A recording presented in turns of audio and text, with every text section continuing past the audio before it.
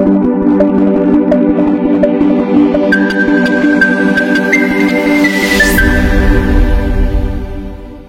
Sobat PNB, selamat datang di podcast Berkaca. Bersama kita bicara. Di episode sebelumnya sudah dipandu oleh host yang keren-keren, dan di episode ke-26 kali ini akan dipandu oleh aku, Dwi Punia. Saat ini aku senang banget nih bisa memandu podcast pada kali ini. Selamat datang di podcast Berkaca, yang menjadi wadah untuk bersama kita bicara, membahas dinamika kampus, profiling, dan sisi humanis yang dikupas secara tuntas. Kali ini kita akan mengupas secara tuntas perjalanan karir dari seorang alumni Politeknik Negeri Bali yang merupakan seorang pengusaha di bidang properti dan juga konstruksi. Kali ini kita akan menyelami dinamika kehidupan pribadi, kemudian juga kehidupan kampus, mencakup tantangan karir, serta peran pendidikan vokasi. Cerita ini menunjukkan bahwa peran pendidikan vokasi berdampak besar dan dapat menghasilkan profesional yang unggul di dalam bidang, termasuk di bidang bisnis properti.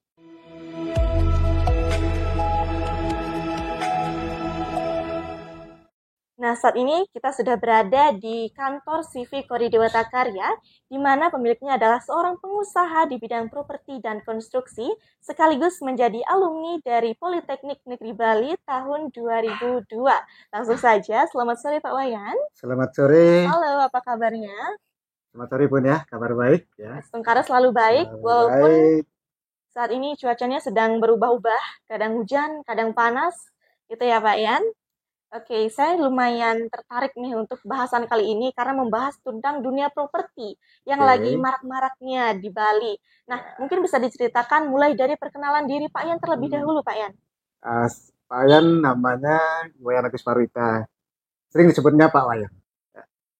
Dari tamatan SMA-nya di SMA Negeri 1 Kuta. Sudah barang tentu kuliahnya alumni Politeknik Negeri Bali. Tamatan 2002.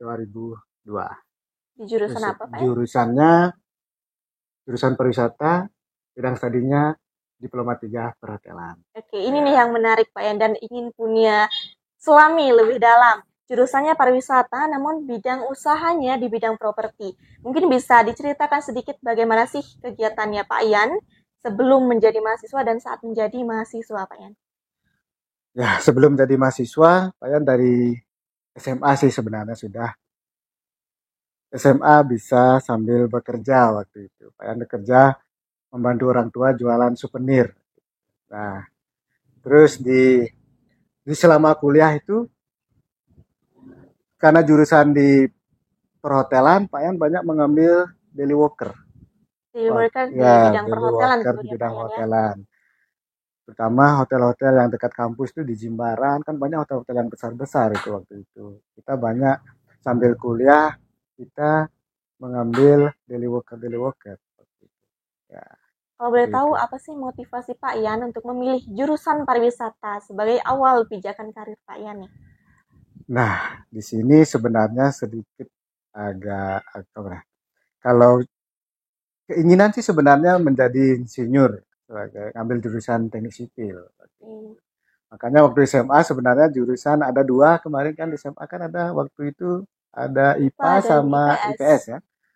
Nah, yang Pak Yan ambil di sana jurusan IPA karena keinginan untuk menjadi seorang insinyur.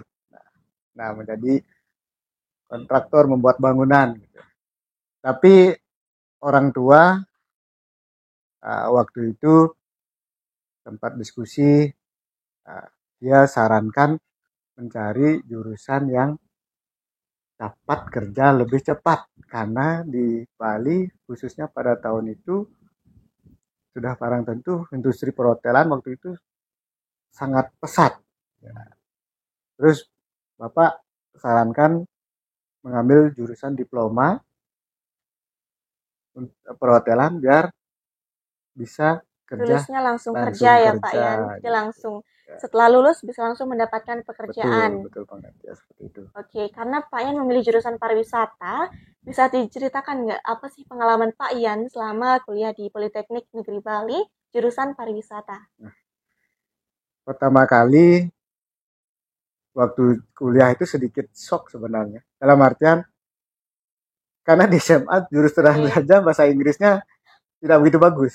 oke, culture shock ya Pak Yan istilahnya untuk di zaman sekarang. Iya, dan karena pikiran waktu SMA itu akan kuliah, oh kita di SMA ini kan eh, sekolahnya ada schedule apa namanya itu jadwal pelajaran jam segini jam nah, terus pakai uniform ya.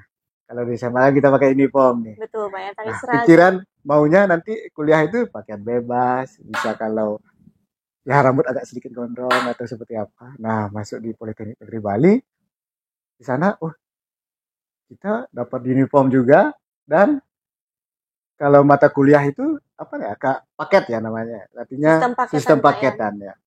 Jadi sama persis apa yang kita lakukan di SMA ya kita di sini juga situ sedikit oh seperti ini ya di Politeknik Negeri Bali ya. Tapi uh, dari segi apa namanya karena di sana pakai juga jadwal kuliahnya di waktu itu kuliahnya kalau tidak salah dari jam 8 sampai jam 4 sore jam setengah 4 kalau tidak Jadi salah setiap hari setiap jamnya tetap hari sama seperti ya itu Pak Yan. jamnya sama dan Pak Yan itu memang dari sini dari Cepaka ini waktu itu ngajak ada PP pulang pergi dari sana jadi sedikit kita harus bangunnya Lebih harus pagi ya lebih Pak Yan. pagi. Nah, itu waktu pengalaman dia apa namanya waktu di Politeknik Negeri Bali itu. Kalau dulu namanya apa ya ospek ya kalau nggak salah ya. Ya Untuk zaman dulu ospek penyambang Pak Yan. ospek Kalau nama sekarang sekarang namanya PKKMB. PKKMB. Nah, nah di sana sebenarnya sudah diberikan penjelasan waktu ospek orientasi mendalam kampus waktu itu ya. Nah di sana betul-betul memang lebih disiplinnya dari SMA itu lebih diterapkan di sana hampir lebih lebih harus sama persis nggak boleh rambut panjang apalagi jurusan di perhotelan. Nah, harus memang penampilan pakai uniform itu yang sangat-sangat di apa namanya harus diterapkan dan kita harus ikuti rulesnya di sana itu seperti itu di Politeknik Negeri Bali itu. Oke, selain eh, culture shock ya di bidang pendisiplinan, ada nggak sih pengalaman lain yang Pak Yan dapatkan di Politeknik Negeri Bali? Nah seperti yang Pak Yan bilang tadi awal sebenarnya keinginan kan masuknya di sekolah teknik sipil. Jadi bahasa Inggris di SMA itu tidak begitu nah, memang tidak bagus gitu. Tapi mau tidak mau sekarang di jurusan perhotelan dan bahasa Inggrisnya itu banyak sekali pelajar mata kuliah bahasa Jadi Inggrisnya mau nggak mau harus mau tetap nggak mau belajar ya harus Pak tetap Yan ya. belajar bahasa Inggris gitu lah harus harus kita memaksakan diri di sana untuk belajar bahasa Inggris. Nah di situ yang Tapi kalau boleh tahu gimana sih cara Pak Yan memaksakan diri untuk belajar bahasa Inggris nah agar bisa tetap mengikuti ya perkuliahan dengan baik? nah yang pertama waktu itu kalau sekarang kan Google Translate ada kalau waktu itu ya Betul. kita beli kamus dan setiap hari itu kita paling tidak ada dari kebetulan dosen bahasa Inggrisnya pertama kalau Anda ingin belajar bahasa Inggris untuk belajar apa namanya memperbanyak kosakata yang perlu di pertama sebelum belajar ke grammar ya setiap hari kalian tuh harus apa namanya paling tidak menghafal atau 10 10 kosakata kosakata Pak Yan ya. bahasa Inggris. Nah, itu yang pengen terapkan di mau tidur harus saya dapat 10 ini Kosakata. kosakata dalam bahasa Inggris. Itu yang harus dipaksakan. Oke, Ya. selain pendisiplinan di bidang non-akademik, ada juga pendisiplinan akademik. Harus mempelajari kosakata, Pak Yan, ya, agar Hmm. bisa menyerap materi dengan baik. Tapi saya pengen tanya nih, Pak Yan, ada nggak sih pengalaman yang paling berkesan selama kuliah di PNB? Yang paling berkesan tuh disiplin waktunya itu, yang waktu itu mungkin kita merasa nggak nyaman, nggak seneng, tapi sekarang itu ya memang seperti makanan mungkin kalau yang makanan yang enak kadang-kadang tidak enak untuk di badan. Nah di sana kita diajarkan disiplin waktu itu kita nggak seneng disiplin waktu terutama ya disiplin untuk uh, belajar yang seperti tadi bahasa Inggrisnya tapi sekarang ya sangat berkesan dan sangat bermanfaat sekali untuk yang dunia kerja sekarang ini. Bagaimana dengan program magang seperti itu Pak Yan? Apakah Pak Yan sempat Oh, mengikuti? kalau magangnya kebetulan Pak Yan waktu itu ikut program PKL yang di Singapura. Nah, program praktek kerja lapangan yang di Singapura tahun 2000 kalau tidak salah, tahun 2000. Berapa lama tuh Pak Yan kalau boleh tahu? Itu kalau tidak salah kalau Pak Yan kayaknya 6 bulan ya, 6 bulan di sana praktek kerja lapangannya. Itu di Singapura di Suntec City namanya. Nah, di sana Pak Yan jadi waiter, sorry, bukan waiter. Ya. Bagaimana sih kiat-kiat Pak Yan untuk dapat nih kesempatan magang di Singapura? Nah, Karena pastinya ada banyak sekali pesaing di kampusnya Pak Yan. iya betul. Waktu itu ada apa namanya dari universitas yang lain ya, pesaingnya kita barang tentu sudah banyak. Nah, karena tadi kan bilang bahasa Inggris karena kita di pariwisata ya harus bahasa Inggris yang diutamakan. Harus punya bekal ya Harus Pak Yan. punya Basic bekal bahasa skill-nya Inggris bahasa harus Inggris. seperti itu. Itu basicnya banget. Dan uh, kedisiplinan kita dari segi waktu yang tadi. Terus saat interview, karena di sini kan pasti ada interview untuk mendapatkan kita bisa PKL di Singapura ini kan ada interviewnya. Nah, dengan berbekal tadi kita mengikuti daily walker di beberapa hotel-hotel bintang 5 di Nusa Dua, itu kan sudah menjadi pegangan experience yang di sana dan bahasa Inggris tadi. Nah, pas interview, memang sih masih bahasa Inggrisnya tidak begitu bagus sekali. Interview, artinya semua interview yang kita yang bisa lewati. Artinya salah satu mahasiswa yang bisa untuk ambil PKL-nya di Singapura, program di Singapura. Nah. Oke, jadi basicnya mulai dari pendisiplinan diri ya Pak Yan, pastinya di bidang akademik dan akademik, yang kemudian nih menjadi bekalnya Pak Yan untuk mengikuti kegiatan magang dan juga DW atau daily worker. Nah, saya penasaran nih Pak Yan, apakah ada mentor atau dosen yang menurut Pak Yan memberikan dampak besar terhadap perkembangan karirnya Pak Yan saat ini? Kalau dari Pak Yan sangat berterima kasih ya. Kalau sebutkan nama Pak Yan sudah tahun 2000 itu udah lama sekali. Sangat berterima kasih untuk saat ini Pak Yan bisa hadir tampil di podcast Berkaca Politeknik Negeri Bali. Mengucapkan di sini untuk semua dosen, semua apa namanya indikator-indikator lain, lingkungan segala macam dari Politeknik Negeri Bali, keluarga besar Politeknik Negeri Bali, sampai bisa akhirnya Pak Yan seperti sekarang dan dari tentunya dari tadi bisa training di luar negeri karena di sana lagi-lagi kalau di Singapura ya kita pasti setiap hari komunikasinya kita dengan orang yang di sana memang berbahasa Inggris. Jadinya pembelajaran yang Pak Yan dapatkan nih selama di kelas, selama di kampus itu menjadi bekal utamanya Pak Yan dalam magang di Singapura. Betul banget. Berarti dampak dari pembelajaran atau materi yang diberikan oleh dosen itu sangat berdampak besar bagi runtutan karirnya Pak Yan hingga menjadi Pak Yan yang seperti saat ini. Saat ini ya, betul banget itu pun ya. Untuk saat ini nih Pak Yan, saya mau tanya, gimana sih cerita perjalanan karirnya Pak Yan setelah lulus dari PNB? Apakah Pak Yan langsung bikin usaha kah? Atau mulai bekerja terlebih dahulu? Nah, dari sini Pak Yan bisa ceritakan mungkin untuk nanti adik-adik juga seperti punya, bahwa kita hidup di sini itu apa? Kita perlu berproses. Kita perlu berproses, seperti tadi, berproses di keluarga besar Politeknik Negeri Bali. Di sana Pak Yan bisa menerap ilmu segala macam dan sampai akhirnya bisa PKL ke Singapura dan bisa bekerja setelah tamat di Politeknik Negeri Bali wisuda di tahun 2012 Oktober 2002. Pak Yan meniti karir mulainya maunya sih kerjanya biar di Bali. Tapi apa daya waktu itu 12 Oktober ya bom Bali waktu itu. Jadi sempat berpikir saya kerja di mana waktu itu. Jadi bagaimana caranya Pak Yan untuk mengatasi lowongan pekerjaan yang menurun di tahun itu Pak Yan? Ya sih waktu itu mungkin dibilang nol ya, tidak ada, malah PHK yang waktu itu banyak sekali. Jadi tidak ada, sudah hampir dibilang drop lah kita, hampir angkat tangan. Saya mau kerja di mana? Terus ada temen yang kita alumni Poltek juga, Politeknik Negeri Bali, yang kita ajak ke Singapura juga. Dia bilang, "Ayo Pak, eh, Bro, Wayan, kayak kita eh, lamar ke kapal pesiar waktu itu." Ya, akhirnya kita jalani interview di kapal pesiar dan Pak Yan dapat lolos sama teman yang ngasih informasinya.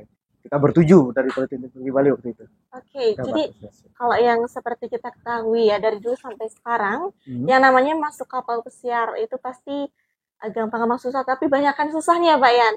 Jadi untuk keberhasilannya Pak Yan masuk ke kapal pesiar ini bikin saya bertanya-tanya, apa sih kiat-kiat yang Bapak siapkan dari zaman kuliah mungkin untuk bisa masuk bekerja di kapal pesiar? Ya. Untuk menjadi pekerja kapal pesiar, eh, tadi karena sudah ada pengalaman portfolionya di PKL di Daily Singapura, worker dan juga ya magang. magang di beberapa hotel, dan kita sudah barang tentu karena alumni Politeknik itu sangat dilihat sekali dalam artian kedisiplinan kita dari tamatan Politeknik Negari, dan apa namanya, dan kita sudah uh, dengan pengalaman-pengalaman yang tadi itu bawa ke kapal pesiar itu sangat memudahkan kita karena bahasa Inggris tadi sudah kita dapat mata kuliah bahasa Inggris uh, yang apa namanya, dengan dari support dosen segala macam gitu, dengan kurikulum bahasa Inggris. Jadi untuk kerja di kapal pesiar itu kita sangat apa namanya bisa mengatasi uh, kerjaan di sana dan lingkungan Sudah kerja terbiasa lah luar istilahnya Pak biasa, Yan dengan dan lingkungan kerja di kapal pesiar. ya terutamanya pendidikan hospitality ya, service, karena kita bergerak di bidang jasa ya, memberikan pelayanan segala macam ya. Di sana kita dengan hospitality industrinya ini dari tamatan perhotelan itu ya sudah, ya kalau kita dibilang sekarang ini CGT dibilang ya, ya ini.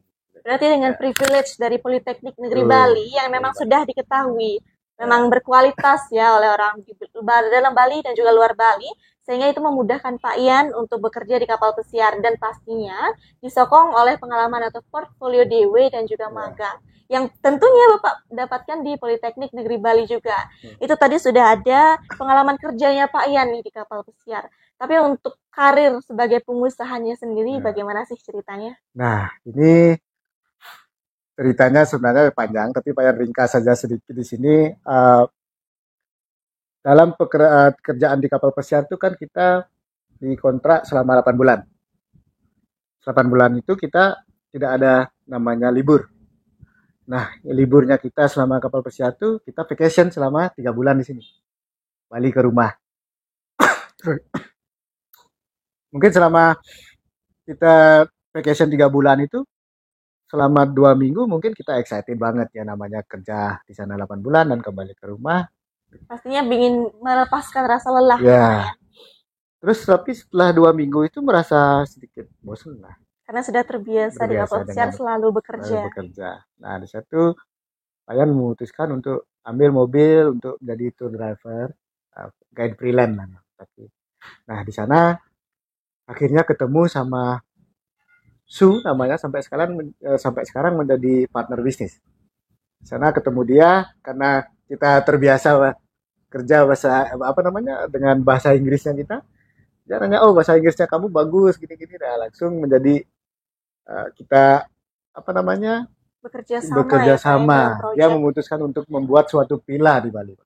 Nah, ditawarkan Pak Yan uh, untuk apa namanya berdistribusi di sana untuk menjadi project manager proyeknya isu itu awalnya itu waktu saat vacation ketemu sama dia.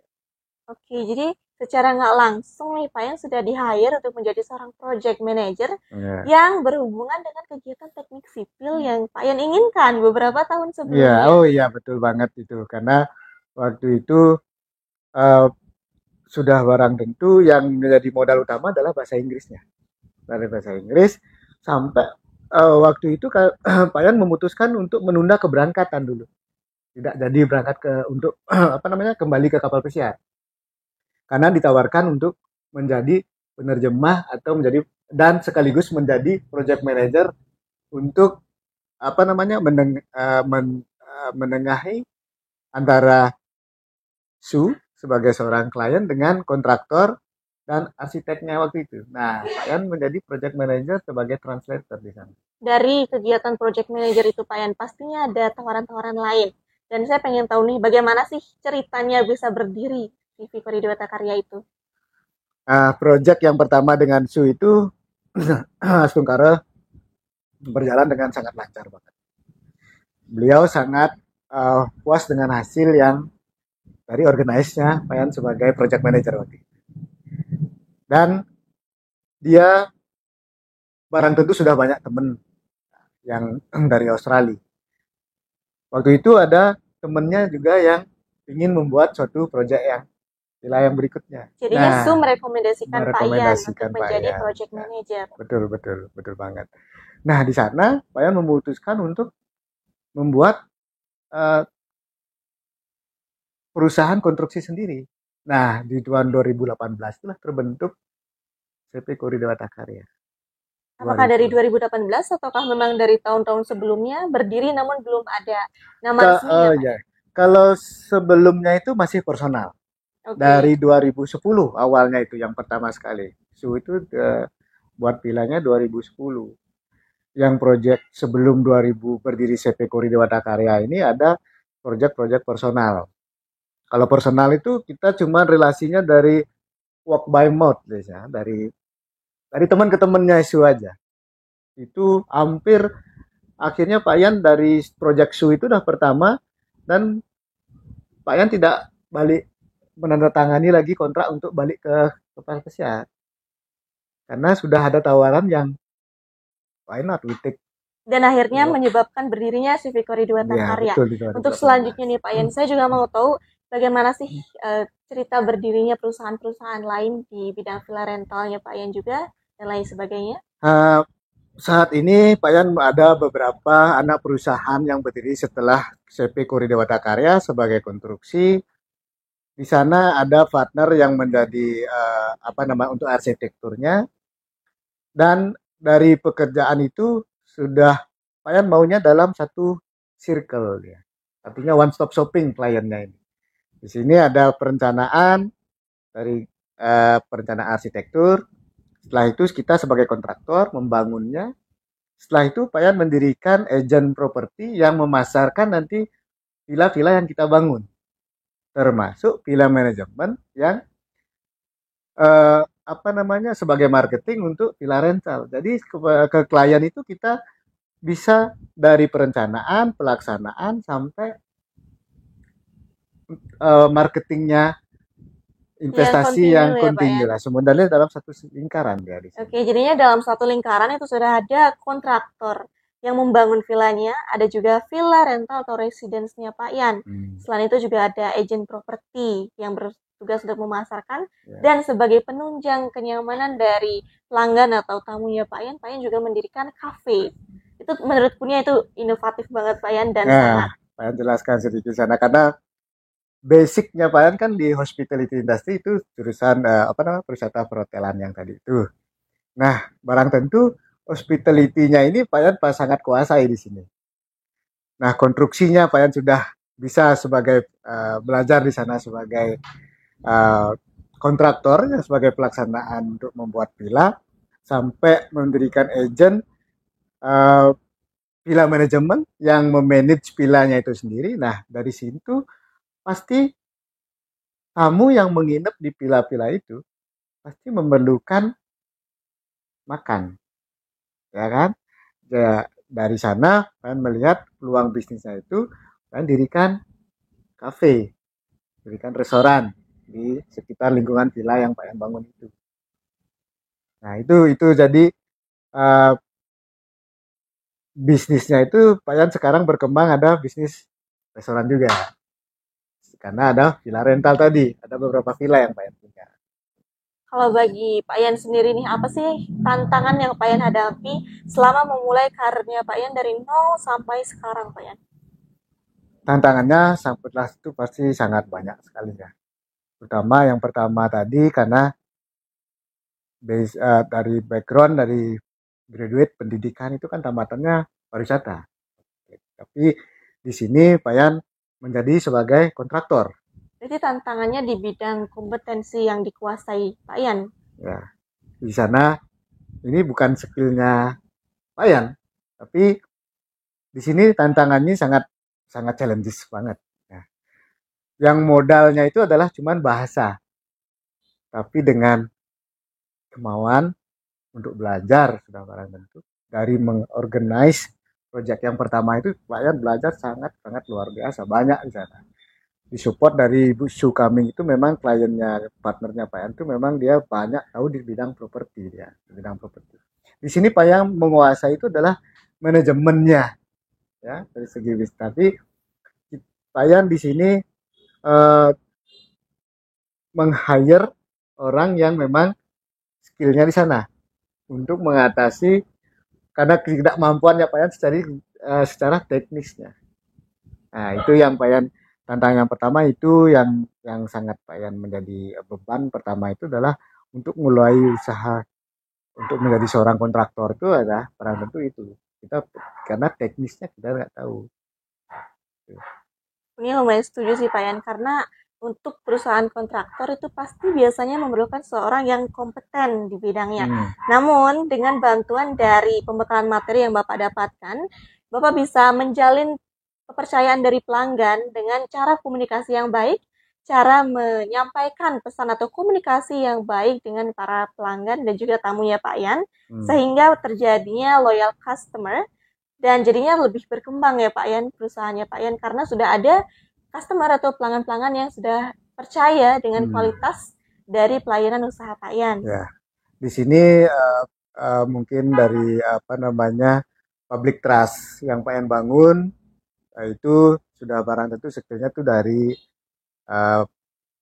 kerja keras yang di apa namanya hospitality yang tadi itu adalah memberikan pelayanan. Nah di skill yang ini Pak Yan bangun kan untuk kombinasi dari hospitality itu perhotelan adalah matian apa namanya hospitality industry itu dari pariwisata Pak Yan gabungkan dari industri teknik sipil. Nah di sini yang Pak Yan bangun itu adalah pelayanannya. Manajemen gimana dari manajemen bisa memberikan pelayanan kepada klien karena hampir 90% klien dari Kori Dewata Karya itu adalah expert, orang-orang asing. Nah, di sini Pak Yan kombin adalah gimana memberikan pelayanan itu pertama. Dan dari segi teknisnya teamworknya Pak Yan itu dari orang yang punya memang skill di sana di arsitek, di teknik sipilnya. Jadi bisa dibilang kontraktornya Pak Ian yang merupakan akar ya dari usahanya Pak Ian itu bisa survive dan juga bisa sukses dengan adanya karyawan ya sumber daya manusia yang kompeten dan tentunya dengan cara komunikasi yang baik kepada pelanggan agar pelanggan bisa tetap bersama dengan kita. Nah kalau menurut Pak Ian sendiri nih apa sih bedanya lulusan vokasi dengan lulusan non vokasi dalam bidang membesarkan suatu usaha seperti konstruksi atau properti Pak Ian? Ya. Yang pertama tadi karena di sana kita dididik untuk disiplin, ya. Disiplin. Contoh kecilnya kita pakai uniform, selalu berpenampilan menarik. Nah, di sini yang sangat apa namanya sangat mendukung dari dunia kerja dan dari dunia usahanya Pak Yan. Karena dengan kerja keras, jadi di sana dituntut untuk belajar itu suatu keharusan dari jam 8 sampai jam setengah 4 itu kan suatu keharusan. Nah, jadi di situ dari pendidikan vokasi itu sangat-sangat disiplin dan kerja keras, belajar dengan tidak ada waktu yang namanya terbuang, tidak ada. Jadi kita terus belajar dan dengan kebiasaan selalu belajar, jadi di lapangan itu sebenarnya suatu hal itu kita bisa pelajari juga di sana. Contohnya tadi sampai sekarang menjadi kontraktor, ya belajarnya dari apa yang kita kerjakan. Belajar dari apa namanya learn what from what you do. Oke, jadi dari pembekalan yang Pak Ian kembangkan nih, Pak Ian bisa mendapatkan loyal customer itu karena Pak Ian sendiri sudah memiliki atau mencoba untuk belajar dan langsung turun ke lapangan karena kegiatan pembelajaran vokasi itu langsung ke praktiknya kan Pak Betul Ian, bukan sekali hanya ya. teori. Oke, ini lumayan setuju nih karena untuk lulusan vokasi sendiri itu pembelajarannya lebih ke praktik di mana kita udah terbiasa langsung terjun ke lapangan untuk tahu situasinya seperti apa. Sehingga Ya. untuk survive dalam suatu perusahaan itu bisa menjadi lebih baik. Karena kita selalu belajar praktek kan gitu kalau di pendidikan Betul. edukasi ya. Kita selalu dengan apa yang kita pelajari kita lakukan. Nah, itu yang sangat-sangat mendukung dari dunia apa Pak Yan membangun usaha yang Pak Yan bangun sekarang. Selain dengan pembekalan materi atau pembelajaran, apa sih yang menurut Pak Ian menjadi faktor utama nih dalam kesuksesannya Pak Ian meniti karir? Faktor utama yang barang tentunya tidak ada kata untuk tidak bisa. Jadi anak-anak muda itu sama apa namanya anak-anak muda sekarang ya harus tetap dan waktu belajar itu tidak ada batasnya. Jadi harus tetap tekun dan rajin ya Pak Ya, Ian?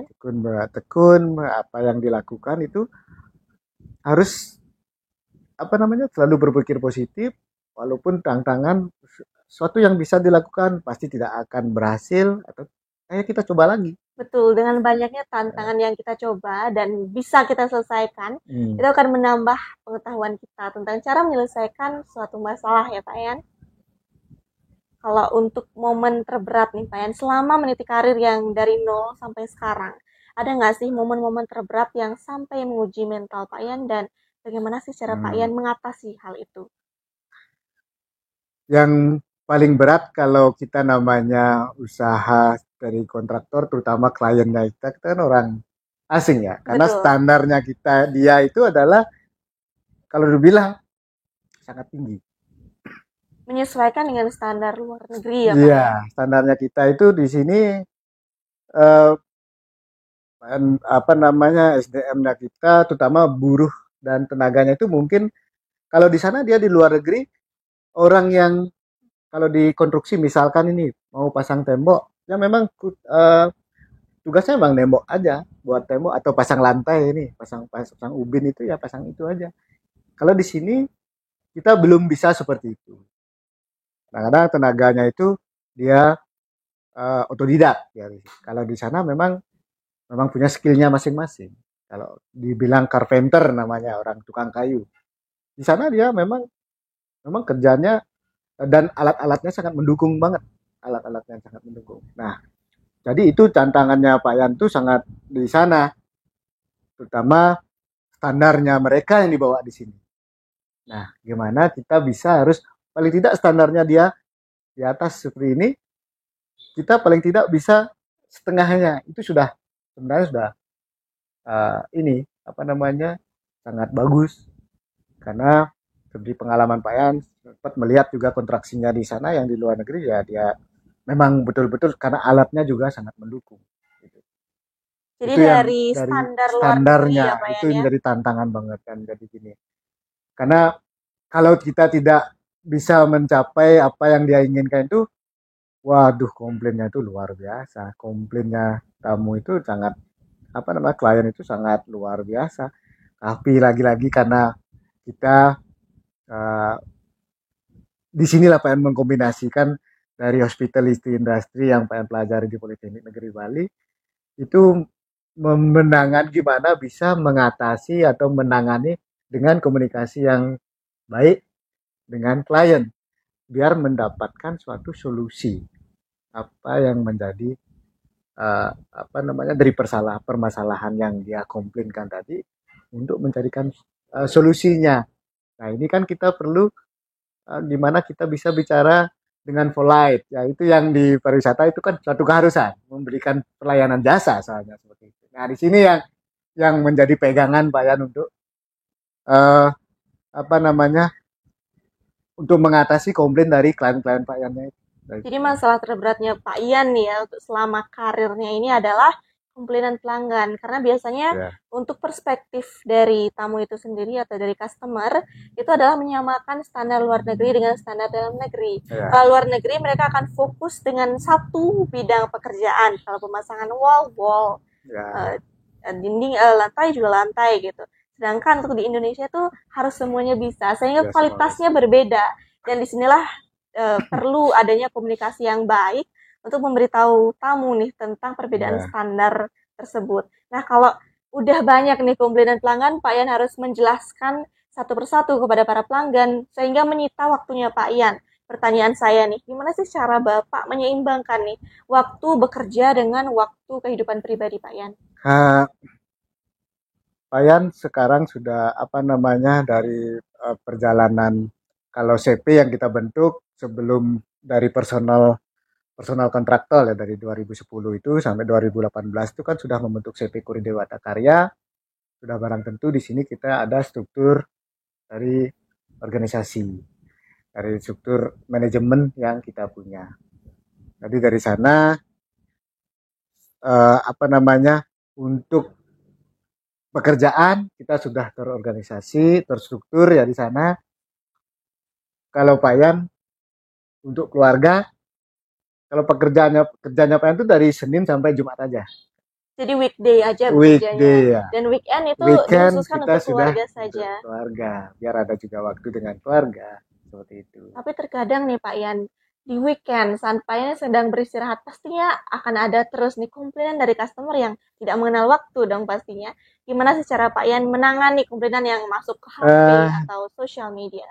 sekarang kalau kita eh, kan namanya tamu itu kan klien itu kan kapan aja maunya telepon kita, dia telepon kita itu pasti tidak mana waktu, apalagi kalau dia pas lagi di luar negeri seperti itu.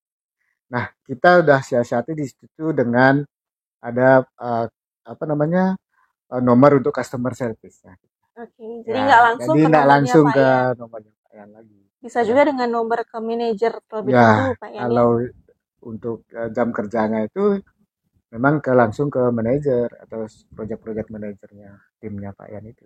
Gitu. Oke, jadi kira-kira begitu ya Pak Ian dari from zero to hero lah istilahnya ya. Dari Pak Ian belajar kuliah di Politeknik Negeri Bali di jurusan pariwisata, berbekal dengan semua ilmu yang Pak Ian dapatkan termasuk Hmm. hospitality yang membawa Pak Ian ke pekerjaan di kapal pesiar dan juga menjadikan itu sebagai suatu titik bertemunya Hmm. Pak Ian dengan partner bisnis Ya. yang menjadi sebesar sekarang Pak Ian. Nah, pertanyaan saya nih, apa sih harapan Pak Ian untuk Politeknik Negeri Bali dalam mencetak generasi unggul yang astungkara seperti Pak Ian juga? Ya.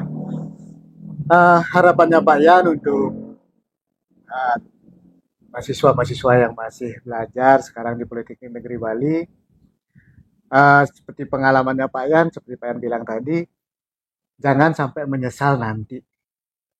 Kalau sudah ikuti disiplin ilmu, disiplin waktu, segala macam, dan generasi muda sekarang sekarang kan banyak sekali yang bisa digali dengan online, Perkembangan teknologi perkembangan Pak Ian ya. teknologi. Jadi sambil kuliah pun kita bisa masih berkreasi sekarang. Nah, jadi harapan Pak Yan tuh anak-anak muda sekarang carilah masalah sebanyak-banyaknya. Masalah dalam artian karena dari Masalah yang masalah bisa itu yang diselesaikan bisa Pak ya Ian ya. dari situ kita bisa belajar.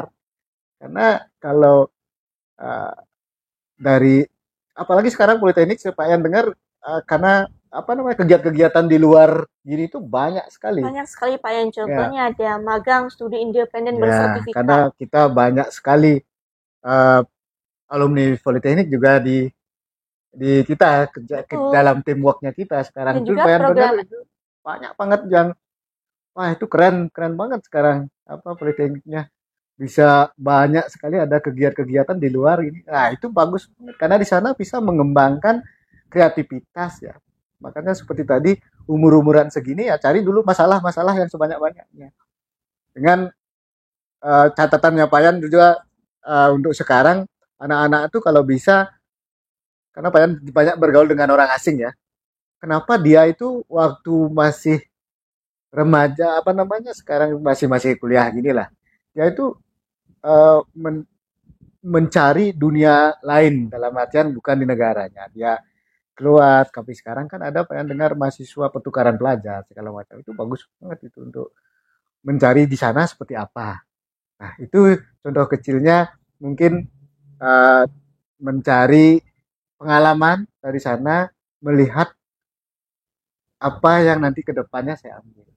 Saya juga setuju banget nih Pak Yan, karena dengan semakin banyaknya program kampus ya, contohnya ada MSIB, ada juga Ya, ISMA, pertukaran pelajar ke ya, luar negeri, ada juga pertukaran pelajar di internalnya Indonesia, itu harus banyak banget mahasiswa atau generasi muda yang mencoba hal baru, hmm, menambah pengalaman sebanyak-banyaknya agar ya, semua generasi di Indonesia itu bisa menjadi yang lebih berkualitas lagi, salah satunya betul. pastinya di PNB ya Pak Yan ya. Nah, Ya, untuk Pak Ian nih, apakah sejauh ini ada impian atau mimpi yang ingin dicapai, Pak Ian? kalau mimpi dibilang, kalau orang bijak dibilang gantungkanlah setinggi-tingginya mimpinya. Mungkin sepuluh Betul. 10% atau 20% dari mimpi itu nanti tercapai. Kalau Pak Yan di dunia properti khususnya ya, uh, kalau dilihat dari orang-orang, apa namanya, orang terkaya yang dibilang di Indonesia itu, sembilan naga ya dibilang Iya, ya. Pak Ian. Nah, Sembilan naga. itu propertinya itu luar biasa.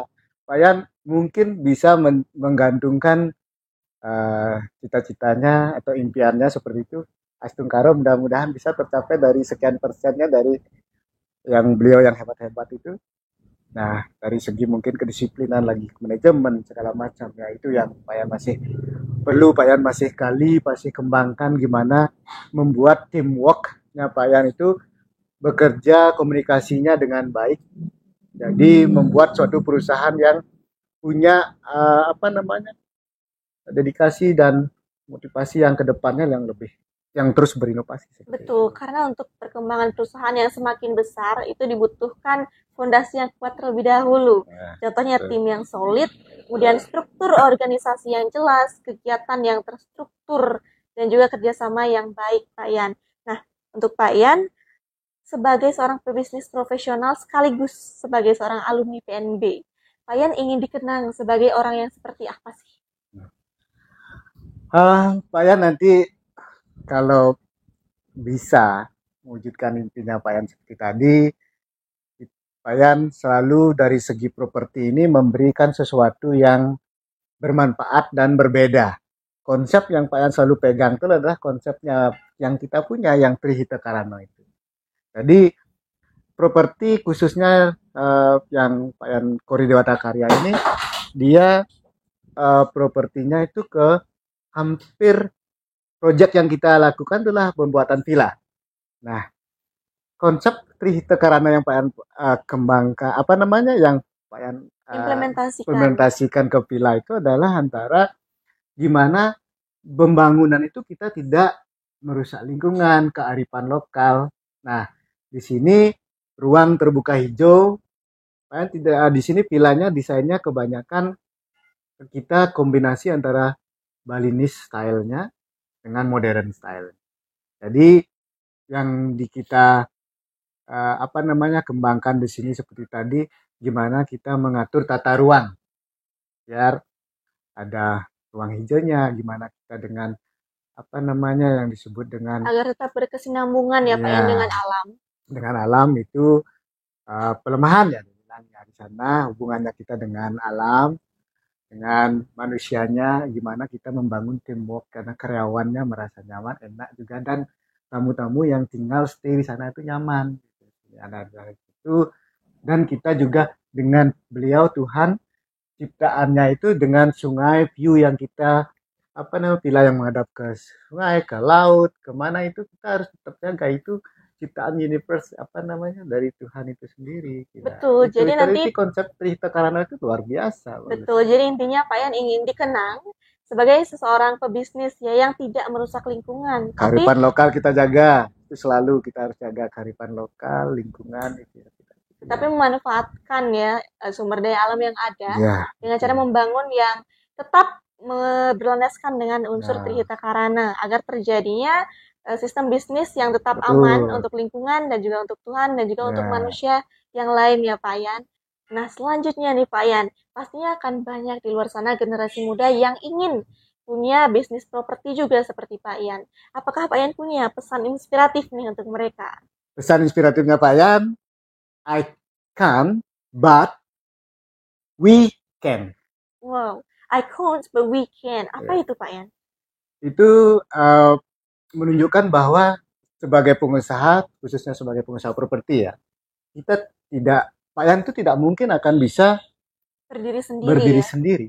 Artinya bekerja sendiri untuk membangun perusahaan yang sebesar ini. Harus ada Jadi teamworknya harus juga. ada teamwork, kita bersama-sama, bergandengan tangan. Kita bersama-sama untuk membangun rumah kita ini. Jadi untuk Gitu. membuat suatu perusahaan, suatu usaha, Betul. berbagai macam bisnis, itu nggak bisa kita kerjakan satu orang aja. Kita perlu ada tim yang solid, kerjasama yang baik ya Pak Yan ya. Betul, betul Sehingga banget. ada quotes, I can't, but we can. Ya, Oke, Pak Yan. Tadi kita udah menyimak ya, banyak banget materi mengenai kiat-kiat menjadi seorang pebisnis di bidang properti. Juga diceritakan pengalaman apa saja sih yang didapat di Politeknik Negeri Bali, sehingga bisa menjadi bekal atau fondasi kita untuk mencapai karir, entah di bidang kapal pesiar, pelayanan, juga di bidang perusahaan yang lainnya juga. Pak Yan, saya mengucapkan terima kasih banyak, karena terima pastinya kasih. nanti bakal banyak nih para penonton Sobat PNB yang terinspirasi juga dari Pak Yan karena sudah menonton podcast ini.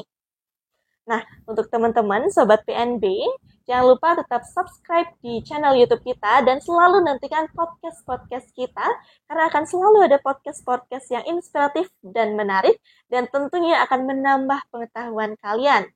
Saya Punia, sampai jumpa di podcast-podcast berikutnya. Berkaca Bersama bersama kita kita bicara. bicara.